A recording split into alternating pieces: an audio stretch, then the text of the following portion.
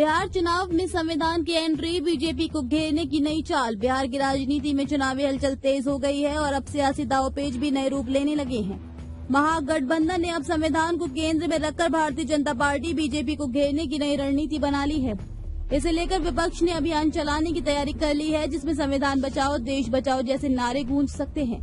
इस मुहिम के जरिए विपक्ष दल भाजपा पर यह आरोप लगाने की कोशिश करेगा कि बीजेपी की सरकारें संविधान की आत्मा के खिलाफ काम कर रही हैं और लोकतांत्रिक संस्थाओं को कमजोर कर रही हैं। महागठबंधन के शीर्ष नेताओं ने हाल ही में हुई एक बैठक में तय किया कि वे जनता के बीच जाकर संविधान, सामाजिक न्याय और दलित पिछड़े अधिकारों की रक्षा के नाम पर बीजेपी की विचारधारा को कटघरे में खड़ा करेंगे।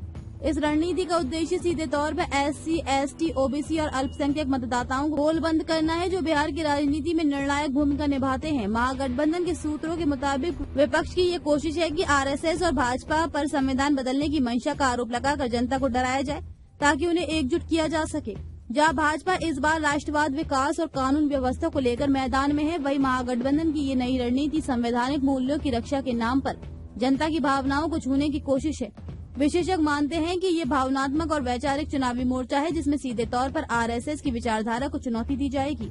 महागठबंधन का मानना है कि आर्थिक और सामाजिक असमानता के मुद्दे उठाकर भाजपा के हिंदुत्व आधारित नैरेटिव को कमजोर किया जा सकता है। सूत्रों के मुताबिक विपक्ष के नेता संविधान की प्रस्तावना पढ़ने, संविधान यात्रा निकालने और डॉक्टर आम्बेडकर के विचारों को जन जन तक पहुंचाने जैसे अभियानों की योजना बना चुके हैं। यही नहीं, कई जिलों में संविधान चौपाल का आयोजन कर लोगों को जागरूक किया जाएगा कि कैसे मौजूदा सरकार संस्थाओं को कमजोर कर रही है। बिहार की राजनीति में ये कोई नई बात नहीं है कि सामाजिक न्याय और पिछड़ों के अधिकारों को लेकर चुनाव लड़े जाएं, लेकिन इस बार विपक्ष संविधान की प्रस्तावना को लेकर हथियार बनाकर ये बताना चाहता है कि बीजेपी और आरएसएस की सोच संविधान से मेल नहीं खाती। बिहार जैसे राज्य में जहां जातीय संतुलन बेहद संवेदनशील होता है, वहाँ ये संविधान कार्ड चुनावी समीकरण बदलने में अहम भूमिका निभा सकता है।